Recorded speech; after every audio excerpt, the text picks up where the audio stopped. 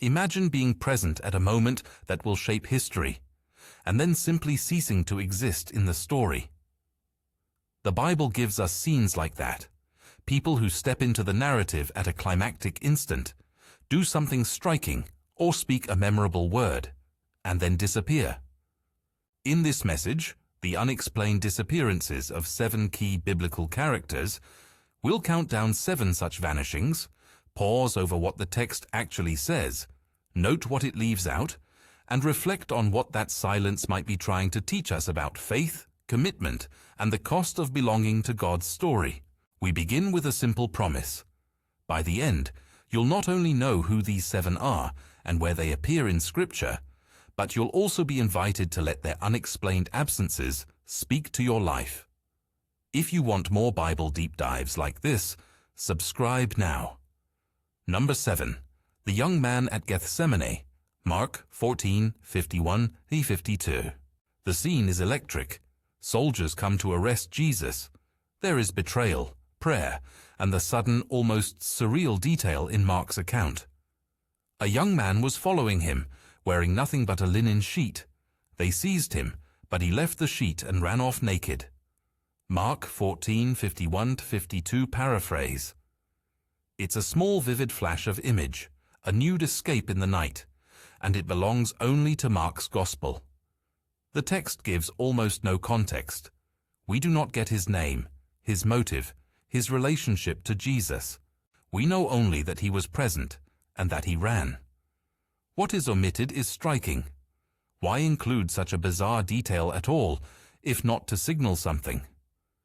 Mark's narrative elsewhere is taut. Every image seems chosen.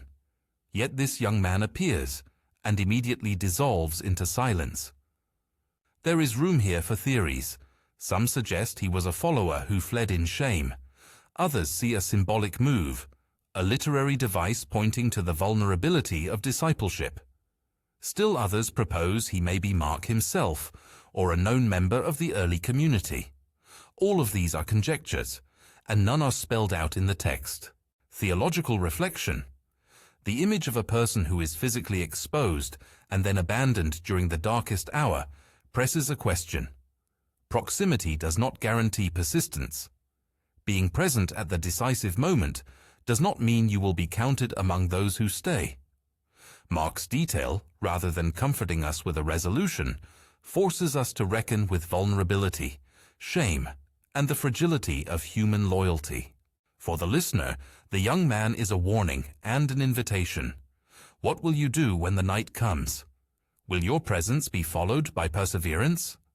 Number 6. The Magi, the wise seekers from the east. Matthew 2:1-12. Matthew's infancy narrative gives us one of the most striking reversals in Scripture. Foreign seekers, guided by a star, arrive in Jerusalem searching for the King of the Jews. They worship the child, present gifts, and then vanish from Matthew's account. The evangelist does not number them, does not name them, and does not tell us where they went afterward. The text contains no epilogues about their lives, their return route, or whether they became followers in some lasting sense. Their function in the gospel is dramatic and symbolic, outsiders recognizing the Messiah before Israel's leaders. Tradition, as many of you know, rushes to fill the silence. By the Middle Ages, the Magi have names, numbers, often 3, inferred from 3 gifts, and elaborate backstories that make them kings or bishops. Those later stories are interesting and tell us about how communities have wanted to keep these figures in view. But the biblical text itself is deliberately sparse. Matthew has placed them where he wants them to make a theological point, the nations finding the newborn king. The story's silence about their fate resists a tidy moral or conversion narrative. Theological reflection. Their disappearance highlights the gospel's tension between revelation and response. They demonstrate that God's revelation can break through geopolitical and religious boundaries. But the gospel does not turn them into models whose entire lives we must emulate. Instead, their brief appearance compels us to ask, when revelation comes, do we leave transformed, Or do we simply pass through an encounter and then fade away? The Magi's anonymity can function as a mirror. Did the star merely shine for them, or did it light a path they would follow? Number 5. Eldad and Medad, Numbers 11:24-29. In the wilderness, when the Spirit of God falls on the 70 elders and they prophesy at the tent of meeting, 2 names stand out because of their omission. Eldad and Medad are said to be in the camp and prophesy there, away from the appointed place. Numbers 11:26-27 paraphrase. Moses, asked to restrain them, refuses, and when asked what he is doing, he replies with a remarkable line about wanting all God's people to be prophets. After this brief incident, Eldad and Medad vanish from the narrative.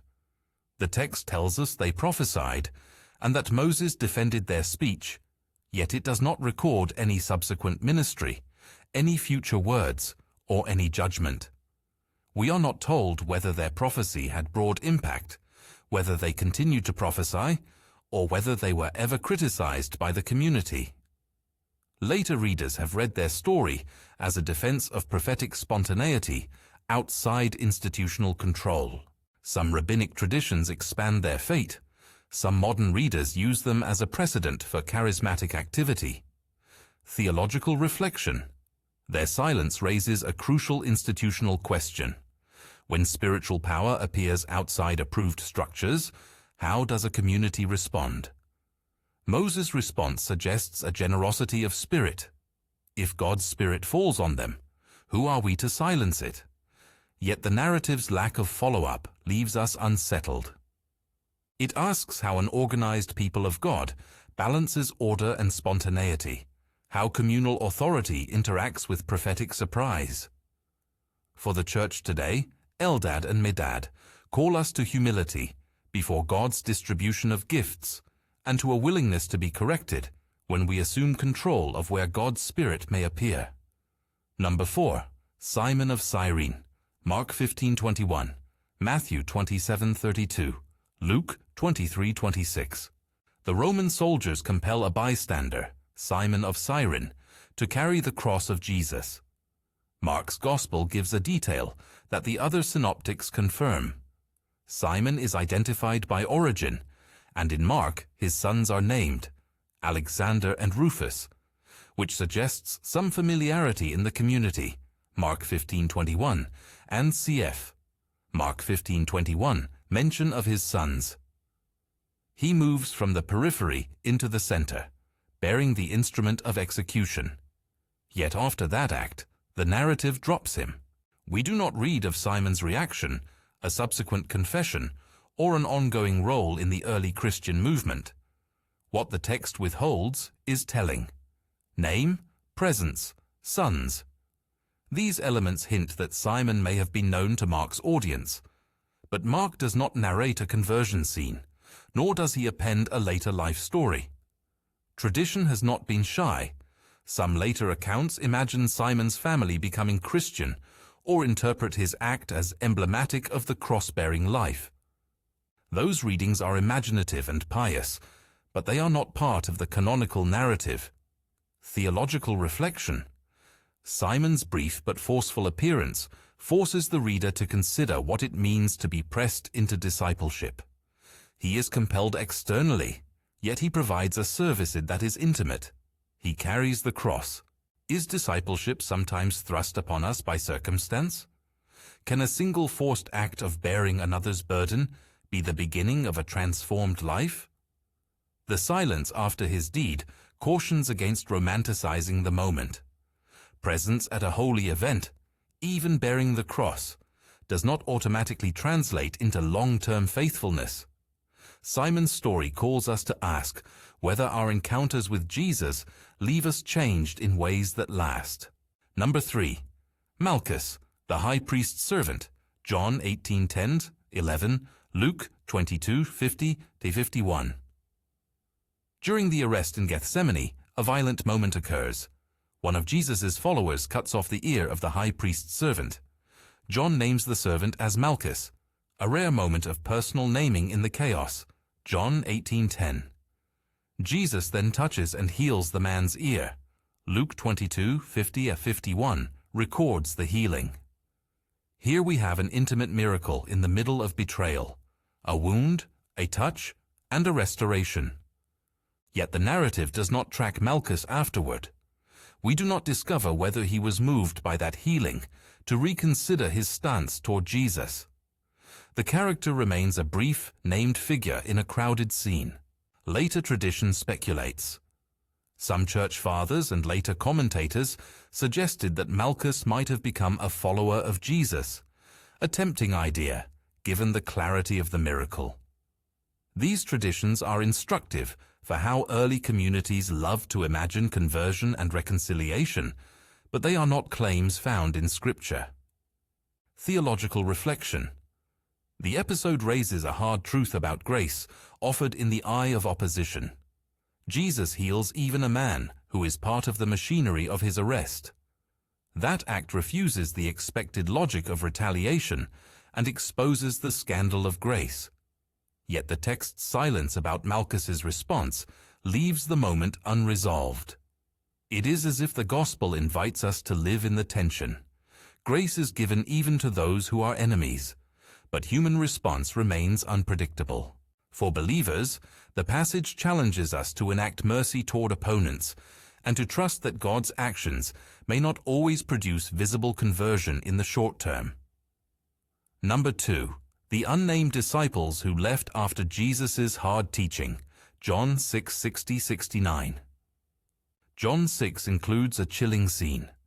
After Jesus teaches about eating his flesh and drinking his blood in metaphoric terms, many of his disciples say, "This is a hard teaching. Who can accept it?" John 6:60 paraphrase. From that moment, many turn away and no longer followed him. The text names the phenomenon, but does not track individuals who left. It gives us only Peter's confession and Jesus' words to the 12 about choosing to stay or go. The departure in this episode is collective, unnamed, and final in the narrative's present. These followers are not chronicled afterward as having returned. This is not a small omission.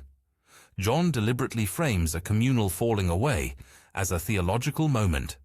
Commitment is costly. Proximity to Jesus does not guarantee comprehension or perseverance. Some commentators have viewed this as an occasion to distinguish true disciples from fair-weather followers. Others study the episode sociologically, seeing it as the hard edge of Jesus' demands that divides crowds from committed community. Theological reflection. The unnamed walkaway gives a raw portrait of discipleship conditions. Hearing the word does not equal embracing the way. The community is purified by pressure. This collective vanishing challenges any sentimental belief that a first encounter with Jesus suffices for lifelong fidelity. Practically, the church must consider how to foster resilience, teaching, and formation that hold people through difficult doctrines and costly calls. Number 1. The Egyptian among the mixed multitude. Exodus 12:38, Numbers 11 and related passages.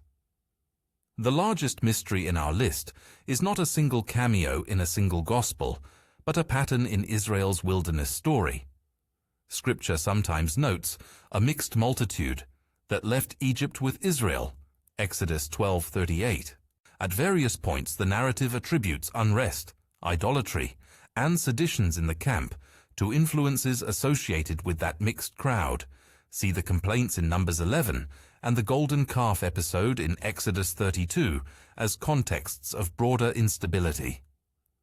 Within ancient retellings and some later readings, there emerges the figure of an Egyptian, or foreign agitator, who stirred the people into false worship and rebellion.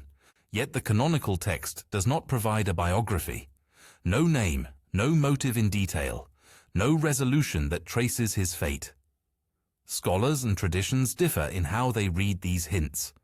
Some think the Egyptian motif functions as a scapegoat to explain social tensions among the newly liberated. Others see it as a way to register the complex reality of a community composed of many peoples. There are traditions that attach specific blame to outsiders.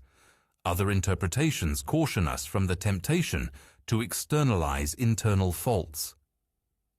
Theological reflection, the missing Egyptian, or more broadly, the anonymous members of the mixed multitude, forces Israel to face a communal truth.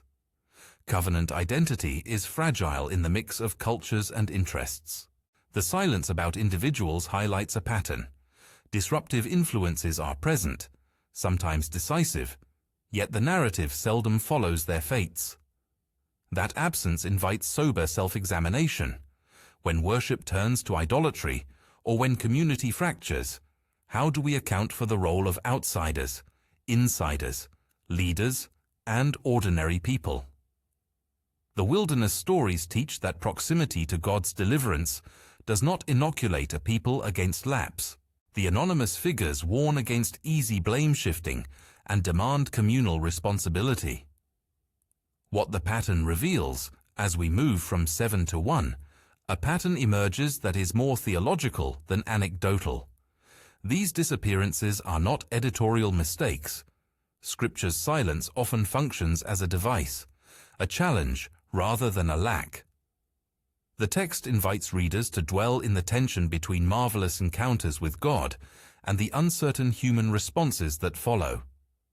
It signals again and again that proximity to sacred events does not guarantee permanence within God's story. 3 converging observations help us read this pattern. 1. Proximity does not equal permanence. The young man at Gethsemane, Simon of Cyrene, the Magi, the unnamed disciples, all were close to decisive moments, yet proximity alone did not secure their staying power. The biblical narrative seems intent on pressing this uncomfortable reality upon us. Being present at a holy event is not the same as being transformed by it. 2. The text preserves ambiguity to provoke responsibility. By not concluding these characters' fates, Scripture resists simple moralizing. It does not give us a tidy before and after that converts every encounter into a model of faith. Instead, silence becomes an ethical summons. What will you do when seen, tested, or called? 3. Tradition and speculation will always rush in and must be handled carefully. Human communities hate unfinished stories. We supply names, numbers, and tidy endings, as with the Magi or the imagined conversion of Malchus. These later fillings can be devotional and meaningful, but they must remain marked as tradition, not scripture. The text's original reticence should temper our eagerness to close the book on mystery. Pastoral implications and personal application. How does this pattern speak to believers today? I suggest 3 concrete takeaways. First, cultivate a discipleship that expects cost. The unnamed departures and abrupt silences are a sober counterbalance to easy religiosity. The church must prepare people for the long haul, not merely for inspiring moments, but for the dull and costly persistence of following Jesus through confusion, opposition, and fatigue. Second, steward the place of institution and spontaneity. Eldad and Medad remind us that God's Spirit can fall outside established frames, and that institutional leaders must learn humility. At the same time, structures matter for formation and accountability. The faithful path lies not in choosing one over the other, but in keeping institutions hospitable to unexpected movements of God, while holding communities accountable to faithful teaching. Third, embody grace even toward those who oppose you. Jesus' touch to Malchus's ear teaches a hard pastoral lesson. Mercy can be offered to those who are part of our wound. Healing is not merely for friends. The church's witness is measured by the capacity to show love to antagonists, trusting God with their ultimate response.